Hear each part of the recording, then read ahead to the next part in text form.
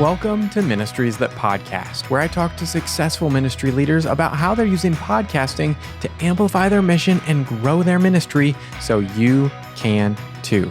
I'm Tim Hull, your host and owner of Sonomorphic, a podcast production company that specializes in podcasting for ministries.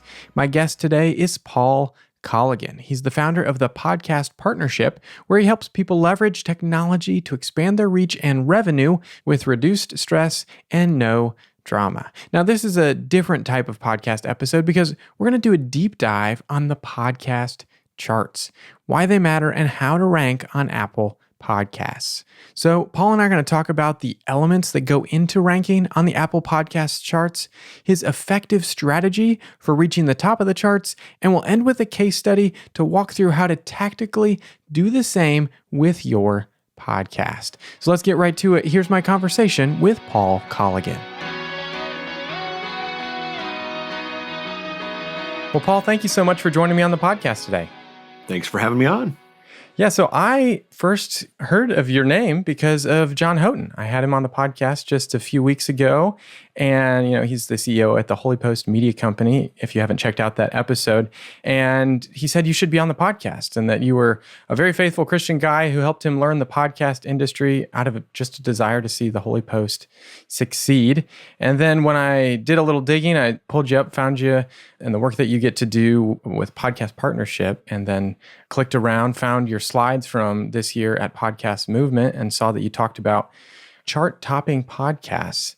And so I wanted to have you on to share how you've helped podcasters reach number one in their category, as I saw in that deck, and we've emailed back and forth a little bit. So to start off, I'd love to know how you even got into the podcast industry to begin with. Boy, now we're talking origin stories. In the year 2000, so I'm dating myself there, had dinner with the CEO of Audible and got a vision for distributed media back in 2000. And I wanted in bad.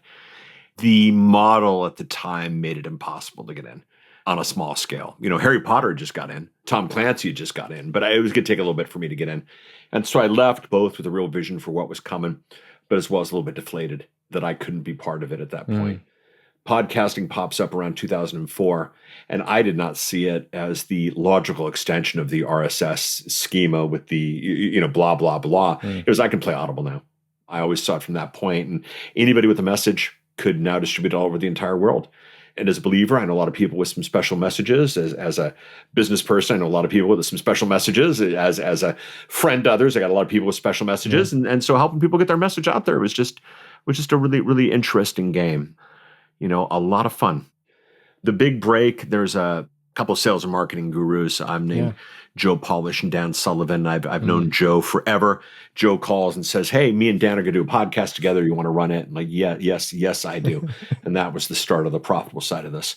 And it's been a lot of fun. A couple of years ago, I sent them a record. I sent them vinyl of their first episode on their 10th anniversary because everything sounds better on vinyl. No, it's funny. I said to two guys who don't have a record player, so I spent a lot more money than I needed to, but that's a whole nother story.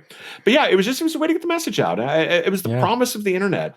Podcasting made it so easy. I mean, I loved what Audible was doing and still impressed and still a subscriber and all that stuff, but this is even bigger and this is even better. And what's funny now, I laugh because now you can click a button and you can be on the Audible database, in less time than you and I have been talking right now for free. That was not the model they gave me back in 2000. So, so that's how I got in. Nice. And so now that we've talked about that a little bit, you got into podcasting, and then later on you helped, I believe it was Brendan Richard, launch his show and get to number one. Is that right? Yeah. Yeah. And so I'd love to jump into the Apple Podcast charts and kind of focus on that and how they work, what goes into all of that. And so let's start with just the charts and the kind of the basics here. What are they and why should we care? Apple has charts, top podcasts, top categories, all sorts of things. To be honest, the amount of people who get up in the morning and go, "Hey, I'm going to listen to the number 3 podcast for business today" is minimal. is minimal. It's bragging rights, and it's also a bit of a statement of positioning. I mean, everybody and their mother has a podcast, and you got to have something that says you have value and you're worth listening to. And Apple Charts is a great way to do that because if you can tell the world, "Hey, the day we launched, we were number 1 in our category." Yeah. And in Brendan's case, number one in all of iTunes. Yeah. Yeah. At the time, it was iTunes. Now, of course, we have to call it Apple Podcast. So it's an interesting play, never from the amount of people who will find you as a result of it, but from what happens when you go to it. And we'll talk a little bit deeper in that, but it's a really interesting play. Yeah. Almost a red herring, if you will, but we'll keep chatting. Yeah, so from my understanding, a big part of the chart position is due to velocity of subscribers. And so I worked at Ramsey Solutions for a bit, and we were talking about this and trying to figure out, what are the different elements, because it's not, as far as I know, it's not published anywhere of what are the different pieces that go into that. From your experience, what have you found to be maybe some of those other pieces that go into the rankings? Well, first of all, it's like the Coke recipe or the KFC recipe. It's not published. Yeah. So that's said and done. Apple has published at apple.com that's not based on ratings. It's not based on reviews. Yep. It's not based on any of these things. So we know what we know. We know what we don't know. What I know, first of all, has not changed for the last 10 years. When I did Brendan's show 10 years ago, this is exactly the same stuff we did this year with Caitlin. It has not changed. And what we have found is it's based on how many people click subscribe.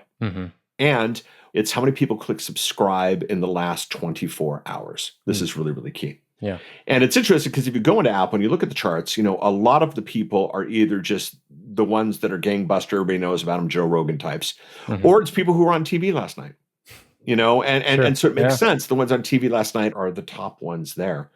I have been very vocal with Apple that this is not a perfect system. I ran a show up the charts in a category. The show was absolute complete nonsense. It made no sense. It was no nothing. I got to number one in the category by buying 1,000 names on Fiverr, not even gray market, and running a script that got us to top, told Apple we were doing this. And it was there. And there are a lot of people who are doing this. If you have looked at the charts and you have looked at people and go, how the heck are they in the top of the charts? Yeah, they probably cheated. It's very doable. And Apple's made it possible to do for the last 10 years. Yeah. Now, that's said and done. The joke is if all you want is the number one ranking, use Photoshop. Like that's not that complicated. But what's interesting is we saw this with Brendan, and we've seen this with all our clients through to Caitlin this year. People want to be part of something. And so the message that, hey, I got a podcast. Nobody cares these days relatively. Hey, we're launching our podcast today. Help us to go up the charts. People care about that. Yeah. That's really, really interesting. And what happens is once somebody clicks subscribe or follow or whatever Apple's going to call it this week, what's interesting now is it's not just that they help you get up the charts. It's they're now following you. And it's now that every time a new episode comes out, even if they don't, listen, they're going to get that ding. They're going to get that notification. They're going to get that alert. And then that becomes fancy. So instead of, hey, I got a podcast, it's you were there with me from day one. Thank you for helping me get up the charts. Let's do this together. Let's be part of this. So Brendan, we launched to his list. We got to number one, all of Apple Podcast. About a year later, I did a run for a famous nutritionist. And I said, oh, you're very niche. We got her to number 4 in all of Apple. She was number 1 in health. We got number 4 of all of Apple, which is still very impressive. Did better than I thought we were going to do. And what was funny was I got an email from a noted associate in the industry. He was like, hey, my list is probably 4 times her list. I'm like, yeah, it probably is. I could probably get 4 times as many downloads as she could. Yep, probably. And he said, so let's do this. I'm like, well, you got to do it right. And whereas this nutritionist message was, I'm launching my podcast today, help climb me up the charts. Here's the link. This guy's message was, I have a new podcast, click here. With the big 6-inch play button on his website and the big font, follow me on Apple. And he had 4 times as many clicks. He had 4 times as many downloads. He had 4 times as many email opens, almost eerily how close it was, 4 times as much. Didn't even crack the top 200 Apple because people went to his website, people clicked the play button, and then people went away. And so it is so why should people care? It's a great rallying cry for your audience. And it's a fascinating thing to brag about, if you will. But, it only matters if you have a real audience. It only matters if you have a real audience. Yeah. So it's in 24 hours, right? The number of followers in 24 hours. And one of the reasons I know it's the 20, or one of the reasons we believe, sure. Yeah. What is truth?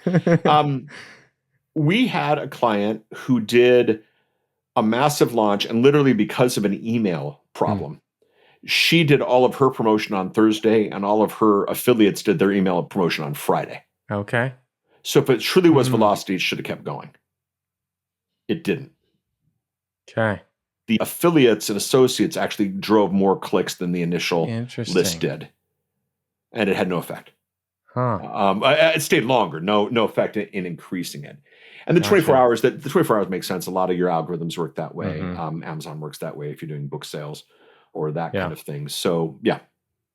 And when it's 24 hours, it's from when the episode published? Like, when is it just in a 24-hour period? It's rolling anywhere, or does it have to be within a specific day that it's the 24 hours? No, 24 hours. Okay. When, if the subscription run starts 8 a.m. on Tuesday, you got until 8 a.m. Wednesday. Yeah.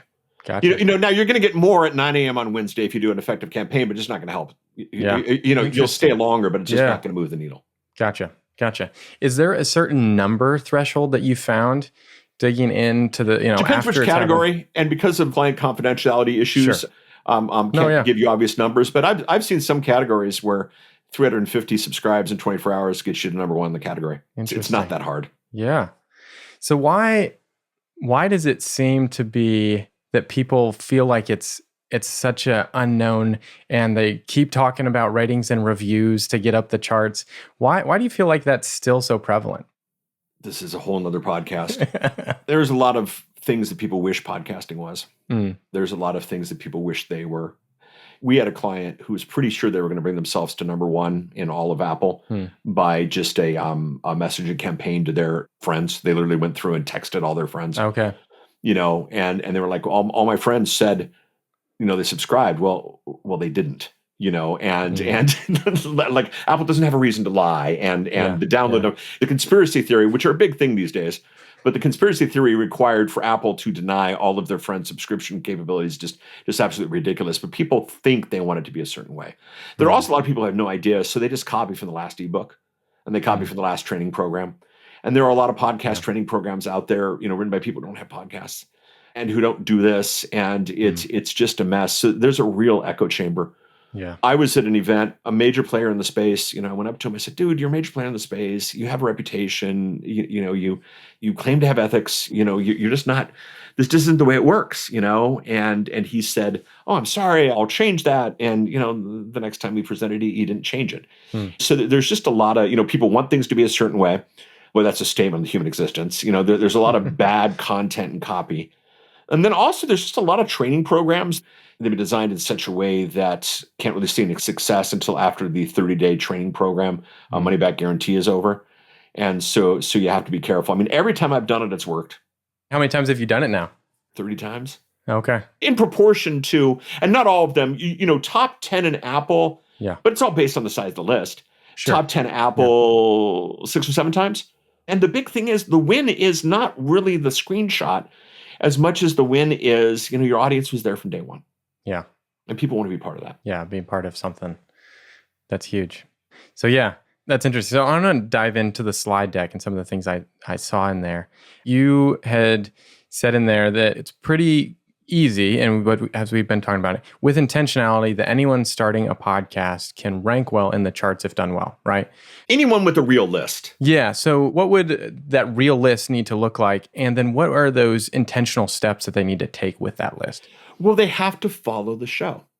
Listening to it isn't going to help. And one of the big things, everybody says ratings and reviews. A little thing about direct marketing, which is not evil. People use direct marketing to do evil things, but direct marketing in itself, is not evil. People always do the last thing. So a lot of people say, listen, rate, and review. So they review. Yeah. I followed a gentleman who he was having a contest. He would take 1 out of every 100 reviews and he'd give a free iPad. And you know who likes iPads? Everybody. And so this guy got 10 times as many reviews as he got downloads. Think about that. That's massive. Yeah. And I mean, he got a lot of reviews. And and then Apple figured that out and went there from that. So if you have a list, but the thing is, a lot of churches have 200 people in the audience. If everybody there clicks subscribe, that church could be number one for one. And then everybody in the audience, and again, making it a big deal in your church to just have everybody subscribe to the sermon so they can go do ministry instead of sit around and listen to the sermon. But 200-300, you make a real dent.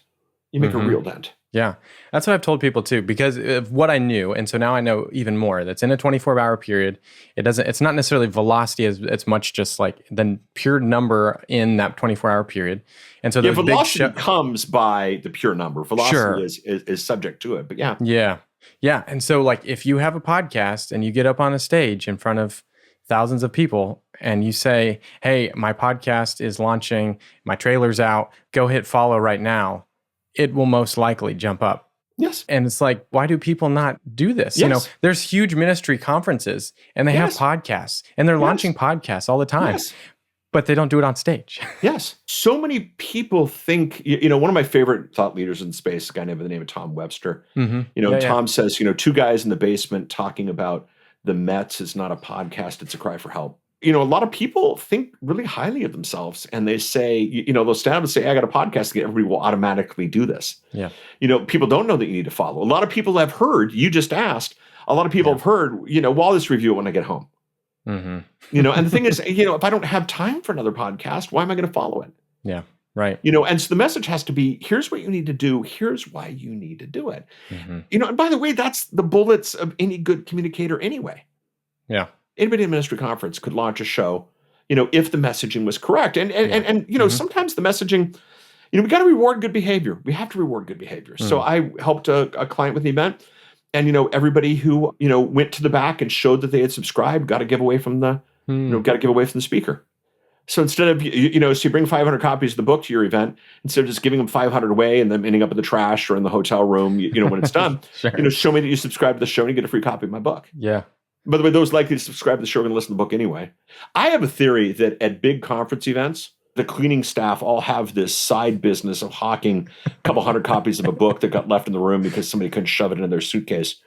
Yeah. So yeah, it could happen, but you got to tell them why, and you got to orchestrate it. You got to orchestrate it.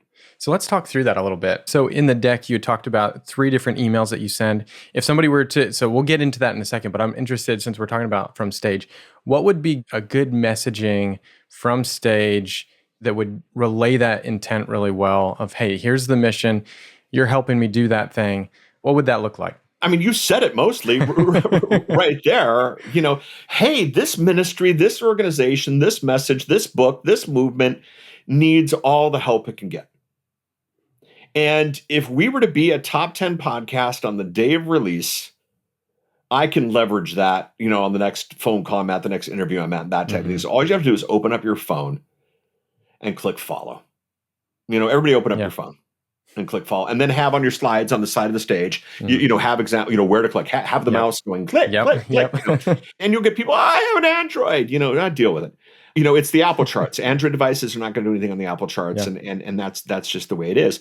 Give away something, give away a book, give away a t-shirt, give away a bumper sticker, give away a tea cozy. I don't care, but anything you can do, and then remember though, the thing is the bragging rights is 5%. It's you. Now you've got 1,000 people who are subscribed to your show. And one of the things about podcasting nobody talks about, and it's so funny because, podcasts are spam free. If you have a list of 1,000 people, you email and 300 people get the email, you're thrilled. You're thrilled. If you have 1,000 people on your subscriber list and you send an episode, 1,000 people get the show. So it's the strategic byproducts of all this that is really, really powerful. Yeah. So you said something about Android that I'm interested to dig into for a second, because now that Apple Podcast is in browser, can you log in browser to Apple Podcasts and follow shows? Yes, but you have to have an Apple account. Sure. So it's and still a lot of Android people don't have Apple accounts. I could see that. Now, I was at an event where we were doing, it was the giveaway, and this gal comes back, and in one hand she's got her Android phone, in one hand she has her iPad. Yep, that's me. And she goes, I can't subscribe on the iPhone. Correct, but you can subscribe on the iPad. Do that. So a lot of people with Android have a Mac device, or have a computer at home or that type of thing. We're going to test it. It's an interesting question. Yeah. Testing it's hard to do, but we're going to try from there. Yeah. Are there any ways, because I know like sometimes there's a link that you can click that then automatically takes you exactly where you need to go and can push the button for you, kind of a thing. So can you create... That does not exist in Apple Podcasts at this point. It exists on YouTube. But it that's does not okay. exist. I knew I feel like I had heard that about that before, but it doesn't work on Apple Podcasts. Okay, that's good. That's good to know. So back to the email thing. In the slide deck, you had outlined, here's 3 emails to send and different messaging for each. Walk us through kind of what that looks like. Well, really, it's 3 on the day of. First of all, let them know it's coming. Mm-hmm. You know, the good old save the date. If it works for marriages and launches of, you know, the local taco joint, it can work for your podcast as well. So a bunch of save the date. But then in the morning, there are people get up in the morning, check their email, let them know you're doing it, you know, and we're doing it. It's not about you. It's about them. A direct relationship between the mission of the person, you know, and how far they've gotten. But the thing is, hey, we're launching today. I need your help. Do this. Now, a good chunk will, but a good chunk won't. Mm-hmm. So around lunchtime, you'll start seeing results. So then the lunchtime messages, look what we did. And it's we. It's not, I'm so cool, I'm number this. Look what we did. Yeah, you push the button. You know, and then the message at the end of the night, you know, around dinner time is, look at where we're at. Imagine if we did one more push. Now, some of your biggest fans will get all 3. Some won't get any of them. Some will get one of the 3. So it's a 3-time chance for it to work. Yeah. You know, we all have friends who, you know, we look at their phone and the little red bubble on their email with, you know, 125 unopened, you know, emails. The fact that they get any of these is minor. So 3 also increases your chances. Sure. But that message of, you know, people want to, on crowdfunding campaigns, people want to be the one who pushed it over the top. People want to be the first. Give them all the options. Give them all the options. Yeah. I think I saw this on the deck too, that this is specifically has worked with email lists. And people with large social accounts or other means of reaching a lot of people, it doesn't necessarily translate. Is that right? Well, large social lists do not equate large social action. Sure. Yeah. You know, at the time that we recorded this, there was a certain singer by the name of Taylor Swift, you know, who endorsed a certain presidential candidate, and she saw a lot of action because Taylor Swift's audience is real. There are a number of people who have paid for a social audience. You know, you'll see these people, you know, they have 27,000 followers. They say something and they get 1 thumbs up. You know, that audience is not real. Right. Any day, anytime, anywhere, any place, I'd prefer an email over social right now. But if all you have is social, go with it. Yeah. There are people without an email list who are making a full-time living off of social. You know, it's hard because, you know, Instagram, one of the most popular moves, you know, doesn't have a direct link capacity, you know, for messages. So you got to go a couple clicks through. So email is the best way, but anything that can get them to do it. You know, I mean, I've seen people go to the top just by announcing at an event. There's no email at that event. So it totally works other ways. Yeah. If you have a solid email list that is responsive, you know, you can do this. And don't do it on, you know, I had a client, God bless him. I had a client who launched his book on the same day that Bono launched his book. And on the same day that Matthew Perry launched his book. You know, and he wanted to know why he wasn't number 1 at Amazon. Like, you know, don't be dumb, you know, in this response, but just, you know, just be smart to this, you know, pick a day, find out, do a Google search for that date, see if anything's happening. You know, it might not be the date that you wanted, but pick the best one that you have. And then something will happen in the news last night that'll ruin your numbers anyway, but that's just the way it is. Yeah. So is there a specific day of the week or day after launch that you're like, this is the day to do something like this? Yeah. I have no science on this, but I like to be logical.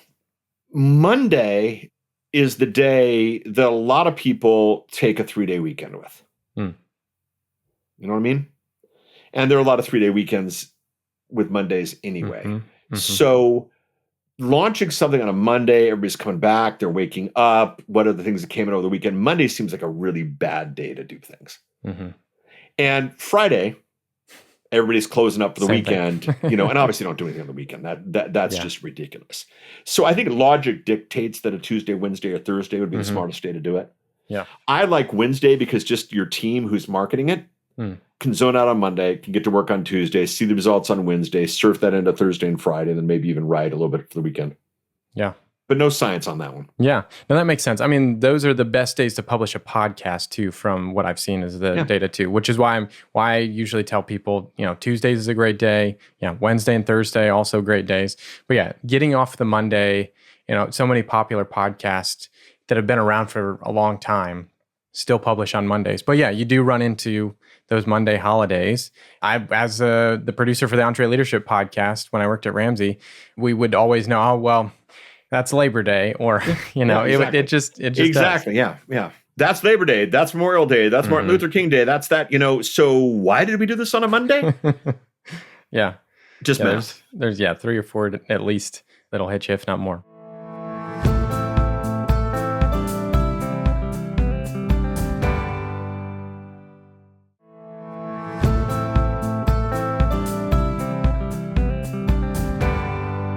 I'd love to get into more of a case study and kind of walk through, okay, we've got all the different pieces, how this unfolded with Curiously Caitlin. So we've talked about that, mentioned it a little bit, but it's a newer podcast that came out in April of this year from the Holy Post. So set the scene for us on how you got involved in the process and then the process that you took and the results that came of it. Well, first of all, as you mentioned, John's a fascinating guy. People listen to him. I like John.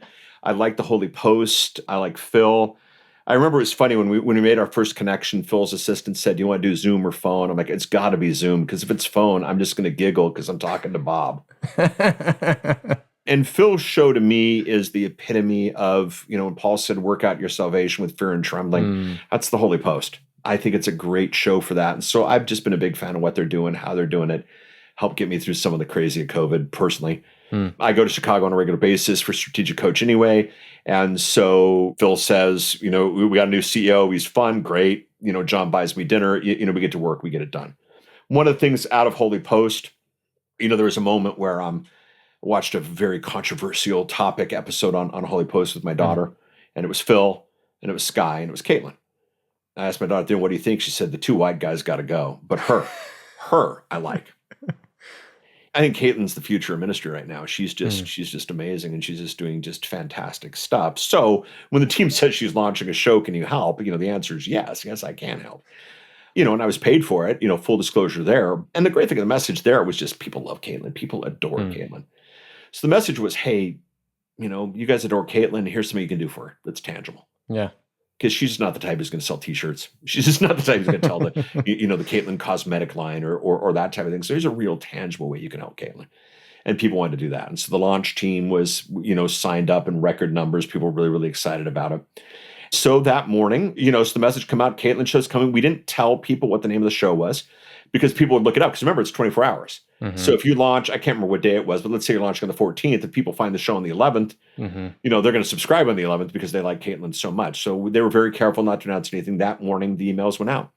The emails went out, social went out, and a couple of people supported on social media, and clicks were gotten however they were gotten. But I think when we first checked, I think she was like 37 out of the door on religion and spirituality, or wherever the category is at Apple.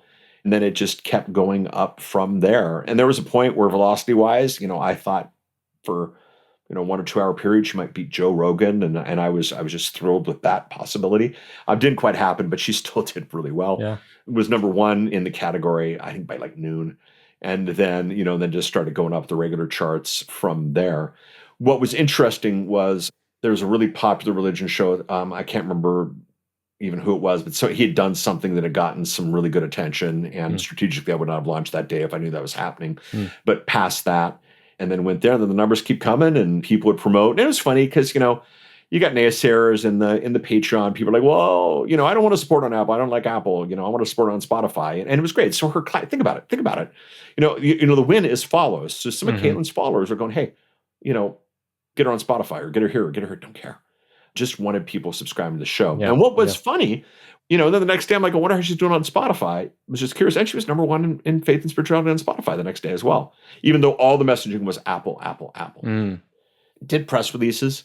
Traction on that was about average to others that we've done. And this was a really successful one. We did the AP. We did a Religion Newswire. We did Pod News as an online newsletter. Did them as well. Did a couple other little independent things. Did that, did social, and of course, it was on a Wednesday, so that was the day the Holy Post came out. So they talked about it, not much. Caitlin's a very humble person, and so she did not like the attention, did not like the focus, and played to that. But yeah, it just blew up, and really to be expected. Every time I do this, I am simultaneously surprised that it worked, but then, well, why wouldn't it work?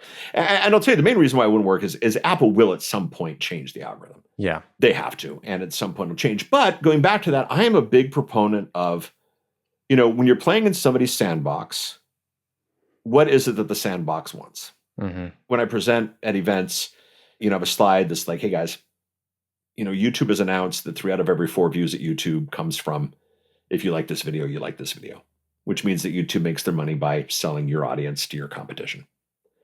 And Facebook makes their money by selling your audience to your competition. And Instagram makes their money by selling your audience to your competition. And, everybody makes their money by selling your audience to your competition. Apple makes their money by selling iPhones.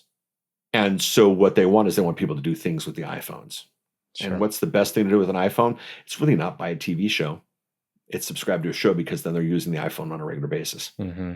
Yeah. And so Apple wants people to subscribe to shows.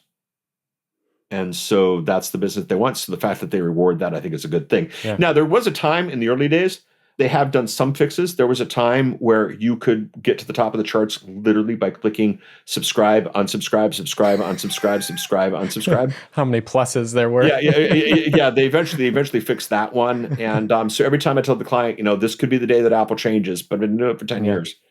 Yeah. And it hasn't changed yet. Yeah. But even if it does, if you don't rank the charts and 3/4 of your audience is now following your show, you won. Right. That's the great byproduct of the thing, is that now you have an audience that are committing to at least show up for a period of time if they decide they don't want to keep listening to it down the road. But, you can persuade them in the first several episodes at least. What does it look like on the Spotify charts? Still follows in 24 hours, or are there other elements that go into it? Don't know. That was a little more murky. Because I would think if Apple were to change it, the logical piece to it as well would be listen time, right? Like just like YouTube uses watch time. It would have to be some equation of subs, listen time, but it has to be percentage wise. Sure. Yeah. Because if the show's 5 hours long, and they only listen to 5 minutes, that's not a win. Mm-hmm. But if the show's 5 minutes long and they listen to 5 minutes, that is a win. So it'd be some element of subs and then consumption time. Yep. I always tell people the first podcast event I went to, it was hilarious because at the end of the podcast event, the entire podcast event met in the hotel bar. And we just continued the event there. Mm-hmm. I was there, but there was a list of podcasts, not indexes, not databases, a list of podcasts. And so, it's changed a lot since then. I think Apple's going to get in the game. I think, unfortunately, in my experience, both Spotify and Apple, unfortunately, it is my opinion and it is my observation that nobody really completely owns that process. There are a lot of organizations that, only worry about making mistakes. So a lot of people like to keep the status quo. So I don't think there's a lot of logic to it. You just got to play with the logic that currently exists. Yeah. Do you do this campaign with the trailer or the first episode? How do you time it with those items? I do it with the first episode. Yeah. Getting an audience to get excited about a trailer doesn't matter. I put the trailer in for the after effects. Because, Caitlin, I've watched the numbers. Numbers have gone up since the launch. The trailer is for the people who came on after the launch. In my opinion, in this process. Not everybody has a list. Sure. Everybody has an audience. And everybody has all these things. So trailer is a good place to start there. But I do it from episode 1. I'll tell you, one of the big things is so many people, again, it's from these podcast training companies and consultants. And, I met a guy, we went through the whole sales process, and he said, well, I'll go with you as soon as I'm done with this 200 episode punch card I bought from a offshore company. So they're going to do the first 200 episodes, and then you're going to take over from there. By the way, if you're buying your editing from a punch card, it's not necessarily the quality and process that we're looking for here. And there are a lot of people, we'll launch with 10. Because, then they'll listen to a whole bunch and you'll download a whole bunch. Well, they're not going to listen to a whole bunch. They're not going to download a whole bunch. And by the way, if you get them at number 10, then they start with episode 10, then they don't get the pilot. The cool thing about the launch strategy to one episode is they get the pilot, they get the vision, they get where they started, what this is about, what people want. Yeah. I did one client, this was the nutritionist, hit number 4. She'd heard, from other consultants that, you launch with 10. And I said, no, you launch with 1. And we compromised at 4. And it was hilarious. If you took the amount of downloads of episode 1, 2, and 3, you multiplied them by 10, took that total number and doubled it, it was still less than the amount of people who only downloaded episode 4. And it's a missed opportunity. Yeah. So if you're going to do a big launch, do an episode 1 that gives the vision, email supports the vision, social supports the vision, everything supports the vision. And by the way, if your podcast is just people interviewing fascinating people about fascinating things, you don't have a vision and it's not going to work. And you're going to hang up at about 10 episodes anyway. So support the vision. Yeah, that's good. What have you found to be some other byproducts? So you've done this with a client, you've gotten them up the charts. What have you seen as some of the byproducts of that now over the next month or 2 months or a year that you've seen, okay, this is a keystone to the success of this show? I had a client, very well known in the internet marketing space. And internet marketing folk, when they do a podcast, they tend to follow a formula. The episode releases, they do an email about the episode. They don't say subscribe, they say listen, and then they have to do it every week. Mm-hmm. A client who we did a run for, made it number one in his category. I think it was top 30 in all of Apple, if I remember correctly, but I could be wrong. Was doing that every week a new episode comes out. They'd promote it. Every week a new episode comes out, promote it. Which they stand behind their product, and that's very, very cool. But like episode 4 or 5, they didn't send out the email. And I was just curious. I'm like, hey, you didn't send the email. Why? And they're, oh, we totally forgot. I'm like, wait a minute, let's wait. Let's see what the email does. Let's see what the delta is. This is science. This is the kind of stuff we can test. And what was great was him not sending out the email. It was only a 3% less. So 97% of his audience was coming anyway because they had subscribed. So strategic byproduct here, he doesn't have to email about the show anymore. This stuff comes automatically. He can email about other things. And maybe he could just stop pounding his list with email. And then what's funny is, same client, he drops the show for about 18 months, year and a half. We take an episode of his YouTube video series that he was doing. Yeah. We strip the audio from it. And we use the same title and copy from the YouTube audio. So we didn't change anything because we don't want anybody to think it was an SEO play. We published that back into the podcast. SEO is search engine optimization. That's where the right keywords that people are looking for. Yeah. He got twice as many downloads of the podcast episode, 18 months of dormant podcast, than he was getting on his YouTube channel that he promoted by email, that he put on his blog. And then for us, one big thing we are a big proponent of and a big tracker of, Apple, Spotify, YouTube, Pandora all give you consumption analytics, how far they went in. And I chatted about this one earlier.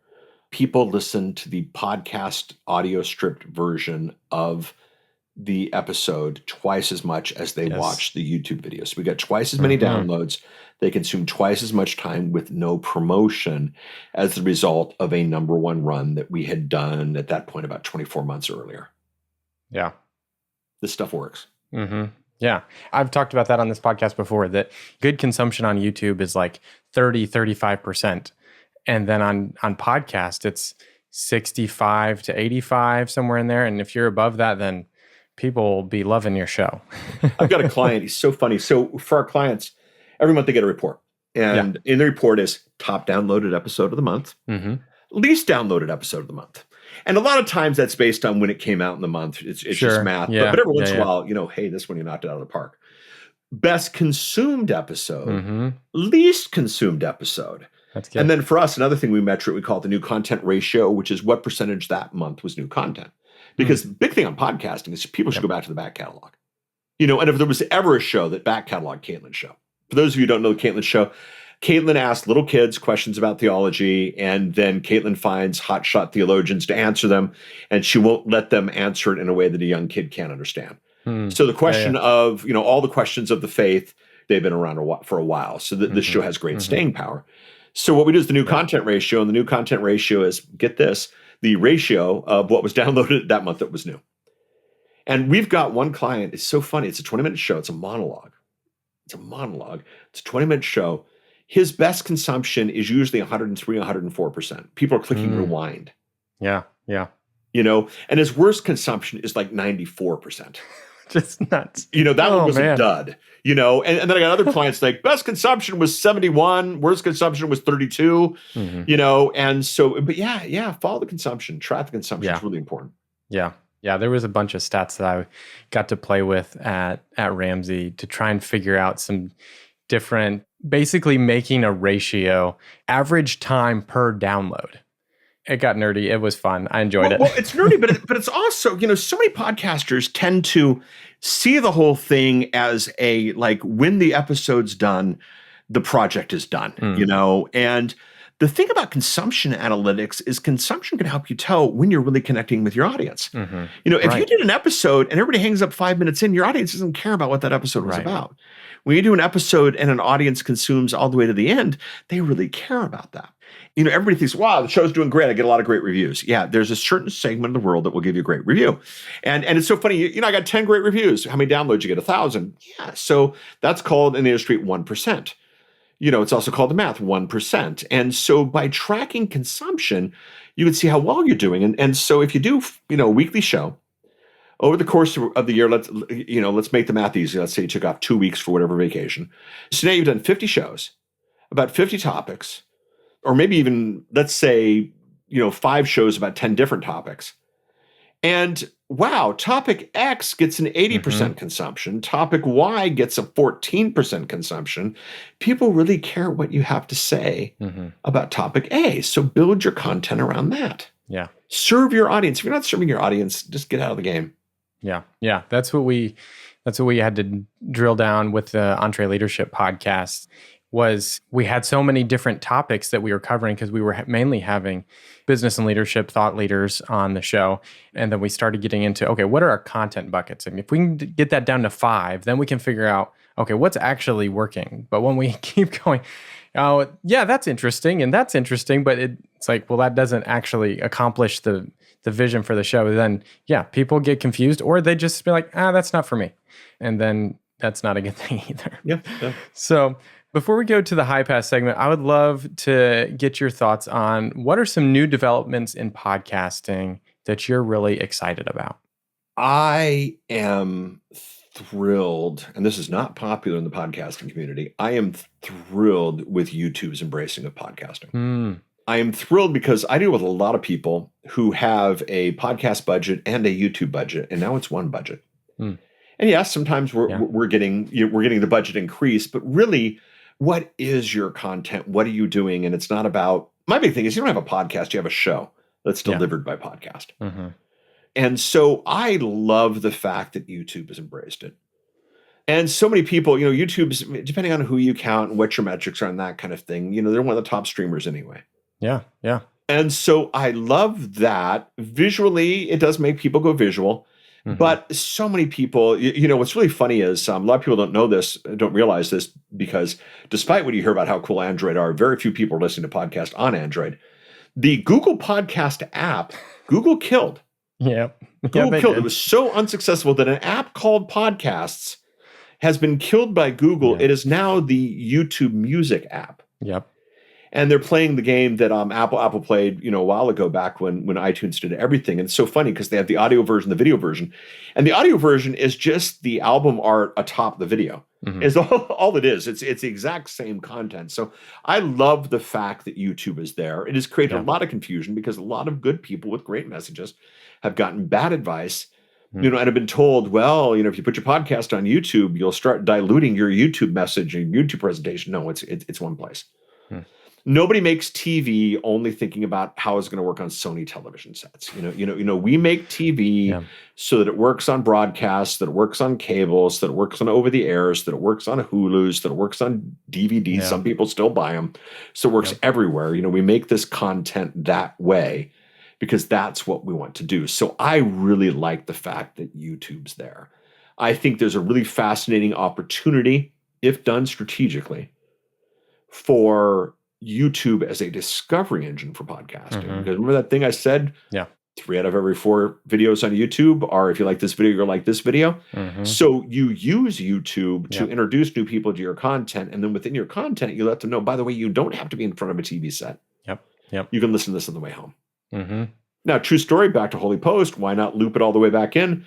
They, for a while, were playing with the YouTube version of the show. They weren't really that into it. It was just the Riverside recording. And it was funny because I was sitting down, we were watching that, we're making dinner, and YouTube does the commercials every 10 minutes. My wife looks at me, she goes, can't we just pay to make the commercials go away? And I'm like, well, yeah, actually we can. And so I paid $10 for my YouTube premium. And then I realized that YouTube is making more money from the Holy Post from me than the Holy Post is making from the Holy Post from me. Think about the implication of that. So I love the fact that YouTube's there. You need a strategy for it. You got to be smart for it. But I really love the fact that it's there. I think that's one of the most exciting things. Cool. All right. Well, let's go to the high pass segment where we ignore the lows and I ask you about some of your favorite things. Let's take it. So first one is, what's your favorite podcast success story? Well, there's so many, but one of my favorite early days of podcasting, 4 guys in Southern California who loved to get together and drink wine. They said, this podcasting thing, we could write off our wine habit. And so, they bought an oak table, they bought some microphones, and they launched a show called Grape Radio, all about the wine industry. The thing blew up. And within a year, all 4 of them were working for Grape Radio, and they were flying around the world to doing wine festivals and this kind of thing. They got a James Beard Award. Somebody calls and says, too bad you don't do Grape TV. Oh, we do Grape TV. So all of a sudden, they're a video thing as well. The guy's flying to Sonoma to do some cask opening, and he's sitting next to the guy who buys content for American Airlines, who was looking for wine-related content. Just 4 guys doing it. I think Phil's a success story. Phil has to perform. And so, he launched this show to figure out what he's doing. I think that's great. There are a lot of podcasts that just found a home, and those are a lot of fun. A lot of people have been able to quit the day job as a result of the podcast. And I think that's a lot of fun. I don't know. Those are 2 of my favorite. Nice. Yeah. All right. What's your favorite part about working in the podcast industry? It's a fantastic leveraging tool. It's hard to get the word out. When we have to mail, it's really expensive. Traditional radio, broadcast towers, really expensive. Podcasting, really cheap. Yeah. And so anybody with a message can get the word out. Now you got to do it intelligently, and just because the message is out doesn't mean that people are listening to it. And all the caveats are there. But I love that part. My father has pretty severe dementia. He's in memory care, the whole 9 yards. And so it's always the same conversation with him, and what do you do for a living now, son? I do internet radio. And my dad's like, why internet radio? What's that about? And I'm like, well, you don't have to pay for the towers anymore. And he remembers radio back for the tower days. Oh, wow. Yeah. Well, that changes radio, doesn't it? Yeah. And that's what podcasting does. So it's a fantastic, fantastic leveraging tool that just not enough people are grasping onto. Yeah. All right. What's one of your favorite stories from a client about how your strategy has impacted their organizations and the lives of their audience? Well, I'll tell you, I think that one I told you about 18 months, double the downloads of a mailing, the mailing doesn't matter. Getting them to subscribe, mailing lists are hard to maintain. And you got a better chance of keeping with your audience than you do the podcast. And then you can use the mailing list for other things. I don't know. I sometimes get a little chill that, less emails are going out as a result of some of our podcasting strategies. I actually really like that. But I think what's important is now that the assumption goes away, what can I do with the email? What should I do with the email? Then they start asking the internal questions that are a lot more exciting. Yeah. And Apple now just started recently. I don't know if you noticed this. They're now telling us how many people leave the show, how many people unsubscribe from the show. Yeah. And so even tracking that, are you doing anything that's making people leave? Yeah. So I really love the fact that this is just a communication vehicle that you can turn on. Got a client. He's so funny. He is not one who has taken the podcast and YouTube budget, but so funny. He'll release a YouTube video. He'll get 1,000 downloads. Streams, which is amazing, but if he were to release that on his podcast, he'd get 25,000 the first 24 hours, with no marketing, no nothing. Pretty cool stuff. Yeah, for sure. All right. Well, as we close, who else do you know that would be a great guest on this podcast? You had Dave Jackson for the School of Podcasting? No. Yeah. Dave's an interesting guy. Try to get him on. Okay. Dave speaks often to his invisible Jesus buddy in the sky. He's got a take on faith that's interesting. And he's taught a lot of people how to podcast. So yeah, Dave Jackson, School of Podcasting. Okay. Well, Paul, thank you so much for taking the time to join me on the podcast, talk through this strategy, how the charts work. I really appreciate it. Thank you for having me. Wow, I learned a lot from that conversation with Paul, and I've actually already applied it with a client since we recorded this episode. I helped Luke Lefevre launch his podcast, Holy Work, and by following Paul's strategy, we got it up to number 97 in his category on Apple Podcasts. To check out Paul's work with the Podcast Partnership, just click the link in the show notes. Well, that's going to do it for this episode of Ministries That Podcast, produced by Sonomorphic. If you enjoyed today's episode, follow or subscribe to the podcast and share it with a friend. That's the best way to get the word out so together we can help more ministries grow and thrive through podcasting. Now come back in 2 weeks to hear my conversation with Chris Starren. He's the host of Truce, History of the Christian Church, where he uses journalistic tools to look inside the Christian church to explore how we got here and how we can do better. Chris and I are going to talk about him starting in film and ending up in podcasting, writing and editing episodes while being a school bus driver, and why he interviews expert historians instead of well-known Christian pastors and speakers. Well, until next time, keep encouraging your audience as they follow Jesus.